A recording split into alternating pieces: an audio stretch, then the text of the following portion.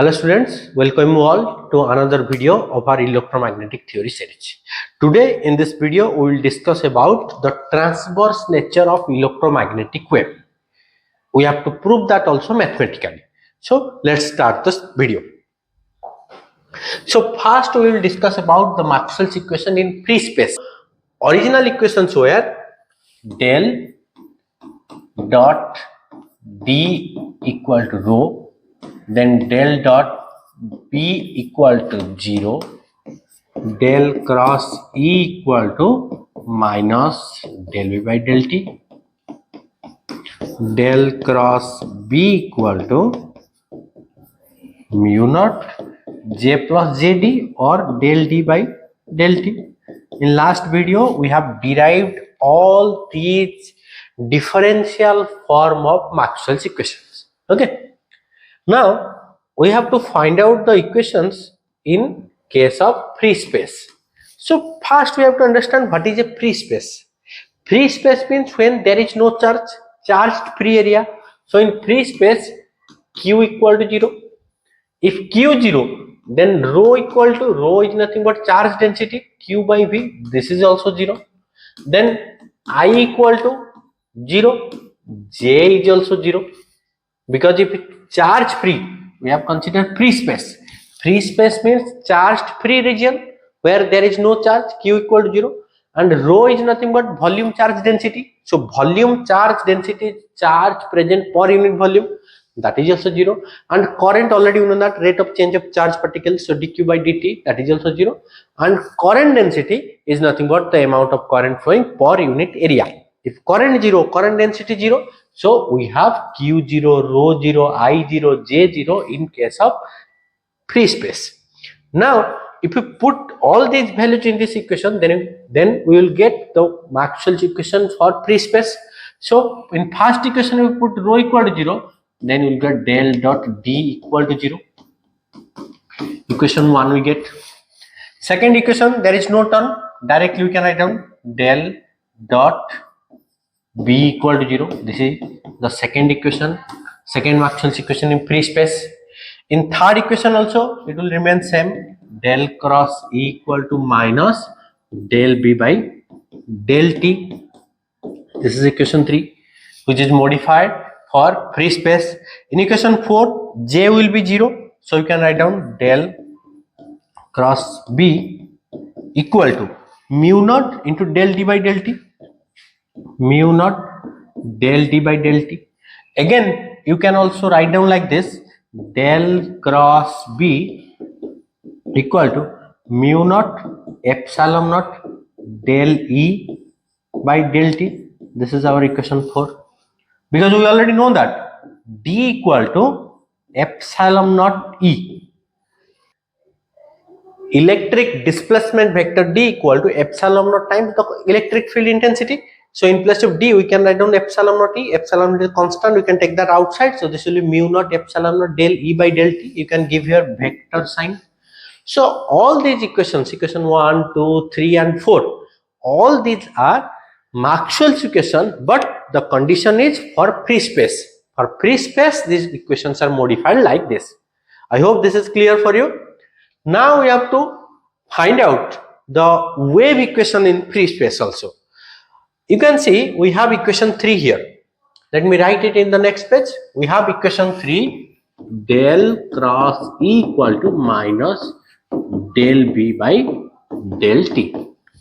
If we take curl on both sides, curl means del cross product of any vector with del operator is said to be curl. So del cross E, del cross E will be, and right side also we have to multiply, minus del B by del T. But here you can see we have 3 vectors, cross product of 3 vectors. So we know that the vector identity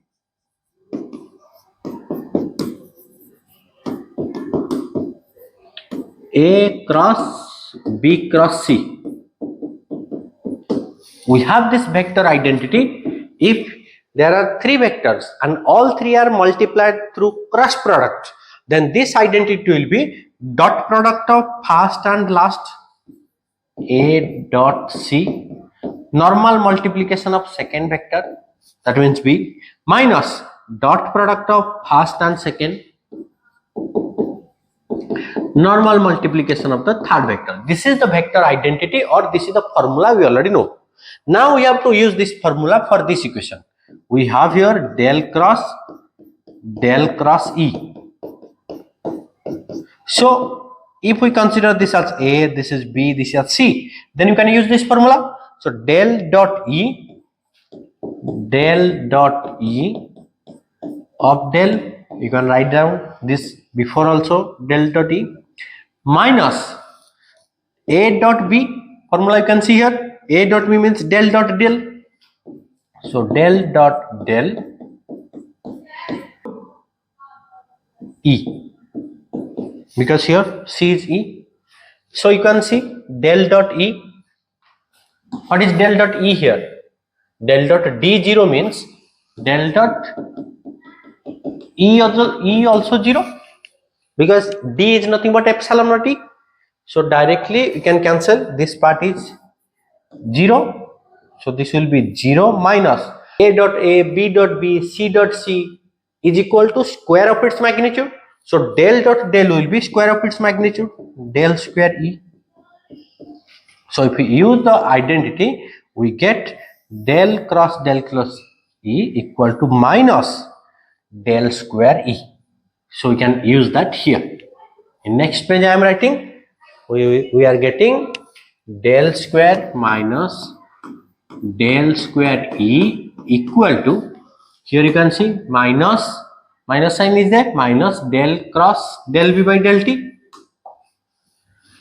minus del by del T of del cross B, also you can write down. We can take that inside. Negative sign you can cancel on both sides. So we are getting del square E equal to del by del T of del cross B. So what is del cross B again? You can see the equation number 4. Equation number 4. Del cross B equal to mu naught epsilon naught del E by del T. We can use that directly here. So if you use equation 4, equation number 4, we get on left side we have del square E, which is equal to del by del T of del cross B. From equation 4 we get del cross B is nothing but mu naught epsilon naught del E by del T. So we can write on LHS we have del square E, which is equal to mu naught epsilon naught, we can take outside, mu naught epsilon naught del square E by del T square. Equation number 5. Clear? So this is the equation we get in terms of electric field E. And if we start from equation number 4, here we started from equation 3. We cross multiplied del on both sides of equation 3. Similarly, if we cross multiply del on both sides of equation 4, then we will find out this equation in terms of B. If we start from equation 4, this will be like del square B equal to mu naught epsilon naught del square B by del T square. We will get equation in terms of magnetic field B. I hope you remember the differential form of wave equation we have studied in wave chapter. That differential form was del square Y equal to 1 by V square del square Y by del T square. This is the differential form of wave equation. Already we have studied in wave chapter. Okay, so del square Y or d square Y by dx square, d square Y by dt square, d square Y by dz square in 3 dimensional equal to 1 by v square, d square Y by dt square. So if you compare now equation 5, 6 and 7, if you compare, here we have del square E, del square B, del square Y. LHS are almost similar type. Only difference is the notation E, B and Y. On the right hand side also double derivative with respect to T. But in place of mu naught epsilon naught here, we have 1 by v square. So by comparing this, we get 1 by v square, 1 by v square equal to mu naught epsilon naught. So v square equal to 1 by mu naught epsilon naught, or v equal to 1 by square root of mu naught epsilon naught. And mu naught is nothing but permeability of free space, which is a constant quantity, and epsilon naught is permittivity of free space, that is also a constant quantity. So if we use the values of mu naught and epsilon naught, 1 by square root of mu naught is 4 pi into 10 to the minus 7 Weber per ampere meter. Epsilon naught is 8.85 into 10 to the minus 12 Coulomb square by Newton meter square. If we use all these constant values, then we will get V equal to 3 into 10 to the power 8 meter per second, which is nothing but c, the velocity of light in free space. So from here we confirm that electromagnetic waves travel in free space with the velocity of light. Clear? Because we get 3 into 10 to the 8 meter per second. So we can also write the equations like del square E equal to, instead of mu naught epsilon naught, we can directly write down 1 by c square del square E by del t square. You can also write down like this. Similarly, del square B equal to 1 by c square del square E by del t square also you can write down. Now we have to prove the transverse nature of electromagnetic wave. Normally we know that electromagnetic waves are transverse in nature, where the particle vibration and direction of propagation are perpendicular to each other. Now we have to mathematically prove that the direction of propagation is perpendicular to both electric field and magnetic field. So already we have derived the wave equation in terms of electric field as well as magnetic field. We get the equation like del square E equal to 1 by c square del square E by del t square. You can give vector sign on both sides. You can take to one side. So this will be like del square E minus 1 by c square del square E by del t square, which is equal to 0. Similarly, in terms of magnetic field, in terms of B also you can write del square B minus 1 by c square del square B by del t square equal to 0. These are both these equations represent electromagnetic wave, because electromagnetic wave contains electric field vector and magnetic field vector. Now we have to prove the transverse nature here. So let the solution of this electromagnetic wave is in the form of E equal to E naught e to the power I k dot r minus omega t, e to the power I k dot r minus omega t. In terms of B also you can write down B equal to B naught e to the power I k dot r minus omega t. For electric field you can write down this equation, for magnetic field you can write down this equation. Let this is equation 1, this is equation 2. Then what is E naught, what is E? E is the solution, B is the solution for magnetic field equation. E naught is the amplitude, e to the power I is here complex number, I equal to here square root of minus 1. And you can see we have written k dot r minus omega t. First let's understand what is k, what is r. K vector is known as propagation vector.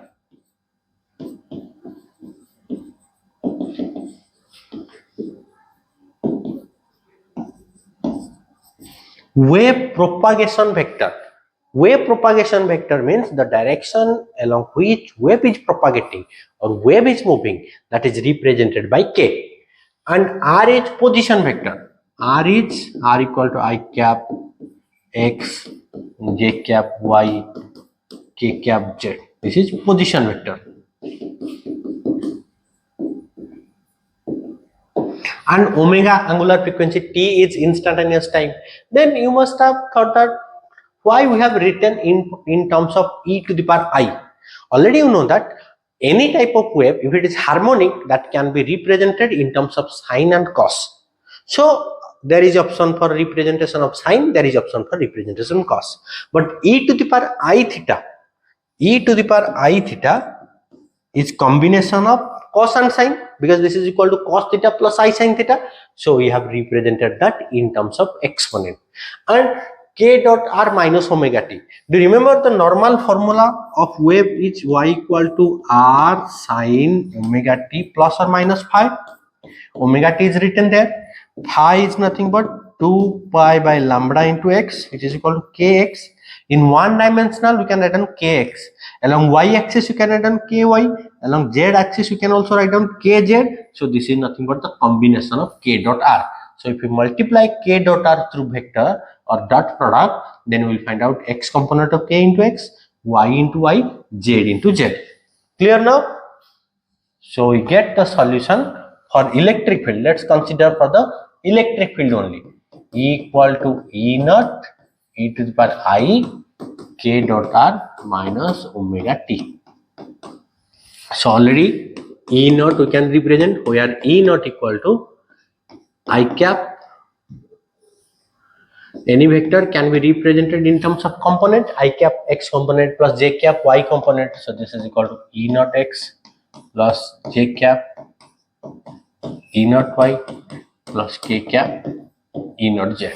Similarly, k vector also you can write I cap kx x component, j cap ky, k cap kz, and r already we have written I cap x, j cap y, k cap z. Now in that bracket we have k dot r. K dot r. So k dot r means dot product of these two. We can directly write down kx into x, because dot product is x component into x plus y into y plus z into z plus ky into y, kz into z. Now if we find dot product of E with del, that is divergence, del dot E. Remember, our aim is to show that electromagnetic wave is perpendicular to electric field and magnetic field, that is the transverse nature. So if we find out del dot E, so del is nothing but I cap del by del x, j cap del by del y, k cap del by del z, dot product with this vector. So this is nothing but E naught is nothing but this one. Directly we can write down I cap E naught x, j cap E naught y, k cap E naught z multiplied by this exponent term e to the power I k dot r minus omega t. We have just used the values. We have used the expression for del and the expression for E, nothing else. The dot product means I dot I will be 1, j dot j 1, k dot k 1, remaining part I dot j will be 0, I dot k 0, similarly j dot I 0, j dot k 0, k dot I 0, k dot j 0. So remaining part we will get, I am writing in the next page, that is del dot E. Del dot E will be x component into x component, y into y, z into z. So this will be like del by del x of E naught x plus del by del y of E naught y, del by del z of E naught z multiplied by this exponent term e to the power I k dot r minus omega t, e to the power I k dot r minus omega t. So this term is multiplied with first, with second, with third. So instead of writing so long, we can just simplify by writing summation. We can directly write only x component, and summation sign will represent, that means x, y and z, all three components. So we can write down del by del x of E naught x multiplied by e to the power I k dot r means kx into x, ky into y, kz into z minus omega t, because here you can see k dot r, we have calculated what is k dot r. We have just used the values of k dot r from here in that exponent part here. Similarly, we have y component del by del y of this term, then plus del by del z of this term. So if we take derivative of this whole term, if we take derivative of this whole term, E naught x is common, it is a constant quantity E naught x, so you can take that outside. Then derivative of this exponent term with respect to x, so e to the power ax derivative is e to the power ax into a, same formula we have to use here. So e to the power I kxx plus kyy plus kzz minus omega t. The term remains constant. Now we have to find out again by using chain rule, we have to find out derivative of this power with respect to x here. If we find with respect to x, this will be I into kx, then derivative of x with respect to x is 1, derivative of y with respect to y 0, z 0, omega t 0. So remaining part will be I into kx. So we get here summation I kx e naught x e to the power I, this whole term, that is k dot r term minus omega t. This is only for x axis. Similarly, we will get for y axis, z axis. For y axis, we will get I is here imaginary number. I is not I cap here. I is imaginary number. Clearly remember that. I ky into e naught y into e to the power this term. For z term, we will get I kz e naught z e to the power this term. So we can write like this. So del dot e we get del dot e we get I kx e naught x ky e naught y kz e naught z. If we take common, because in each term you will get I kx e naught x, I ky e naught y, I kz e naught z. So you can take common I kx e naught x, ky e naught y, kz e naught z, and this term will be same for everyone. So you can write that outside e to the power I k dot r minus omega t. Clear? So you can see here x component of k, x component of E naught. Similarly, y component, z component, z component. This is the only result we will get when there is a dot product. So this is nothing but this is nothing but k dot E naught vector dot product multiplied by e to the power I k dot r minus omega t, k dot r minus omega t. Now you can see E naught into this one. This is nothing but E vector. You can see E naught into e to the power I k dot r minus omega t is our E vector. So you can directly write. So you can write this is equal to I k dot E vector. So we get del dot E equal to I k dot E. But for free space,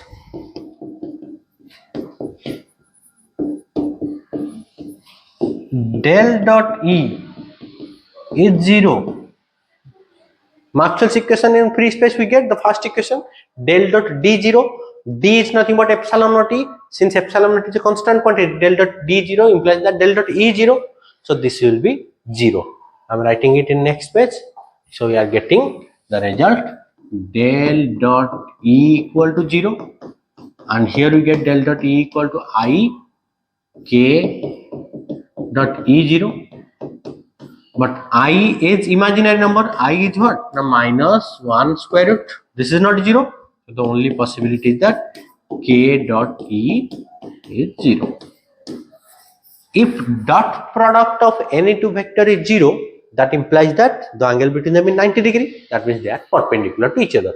So it represents that k vector is perpendicular to E vector. So electric field vector and K vector are perpendicular to each other. So what is K vector?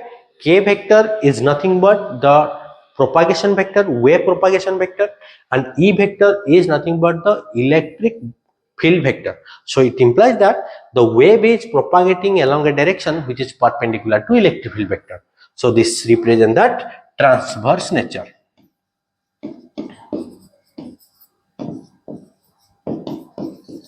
Similarly, if we proceed from B, because we have written the solution in the form of E as well as in the form of B. B also, if we find out del dot B, then you will find out the equation at the end. You will get